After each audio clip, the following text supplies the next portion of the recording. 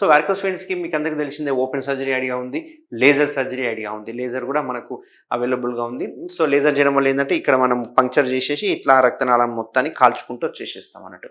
ఈ కాల్చడం వల్ల ఏంటి అంటే రక్తనాళాన్ని తీసేయాలి. పూర్వకాలంలో మనం సర్జరీ చేసేవాళ్ళం కన్వెన్షనల్ మెథడ్లో చూసుకుంటే స్ట్రిప్పింగ్ అండ్ లైగేషన్ మెథడ్ అంటాం. కాలంలో ఉన్న రక్తాలను పీకేసేవాళ్ళం. బట్ దీనివల్ల కొన్ని సైడ్ ఎఫెక్ట్స్ ఉంటాయి కాబట్టి అది రీసెంట్గా బంద్ చేసి మనం లేజర్కి షిఫ్ట్ అయినాం.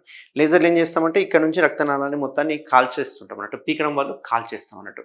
ఇట్లా కాల్చడం వల్ల ఏంటి అంటే కొంచెం బర్నింగ్ సెన్సేషన్ ఉంటుంది అండ్ సింపుల్ ప్రొసీజర్ 2 అవర్స్లో డిశ్చార్జ్ చేయడం జరుగుతుంది. స్టాకింగ్స్ వేసుకోవాల్సి వస్తుంది, కొంచెం మత్తు కూడా ఇవ్వాల్సి వస్తుంది. అండ్ రికరెన్స్ రేటు చూసుకుంటే కనుక 10-15 ఇయర్స్కు మళ్ళీ వచ్చే అవకాశాలు ఉండొచ్చు, ఉండకపోవచ్చు. బట్ ఉండే అవకాశాలు ఉంటాయి. దీన్ని రీకానలైజేషన్ అంటాం. బట్ మన టీఆర్హెచ్లో ట్రీట్మెంట్ రేంజ్ హాస్పిటల్లో చేసే లేటెస్ట్ సర్జరీ ఏదైతే ఉందో అది కంప్లీట్ పెయిన్లెస్ గ్లూ థెరపీ అంటాం. దీన్నే వీనాసీల్ అంటాం. ఈ వీనాసీల్ గ్లూ థెరపీ ఏంటి అంటే స్టార్టింగ్లోనేమో ఓపెన్ సర్జరీలో పీకేసేవాళ్ళం, లేజర్లో కాల్ చేసేవాళ్ళం. అదే గ్లూ థెరపీలు వీనాసీల్లో ఏం చేస్తామంటే వెయిన్ని అతికిచ్చేసేస్తాం. పర్మనెంట్ ఇంప్లాంట్ అంటాం దీన్ని. పర్మనెంట్గా అతికిచ్చేసేస్తాం. ఇది పర్మనెంట్గా అతుక్కోవడం వల్ల దీనిలో మళ్ళీ వచ్చే అవకాశాలు 0%. ఎందుకంటే అది అతుక్కపోతుంది కాబట్టి రీకానలైజేషన్ అయ్యే అవకాశాలు చాలా తక్కువ ఉంటాయి. అంతేకాకుండా ఎటువంటి పెయిన్ ఉండదు. కంప్లీట్ పెయిన్లెస్ టెక్నాలజీ అండ్ ఇది లోకల్ అనస్థీషియాలో చేయడం జరుగుతుంది. వితిన్ 1 అవర్ 2 అవర్స్లో డిశ్చార్జ్ చేయడం జరుగుతుంది.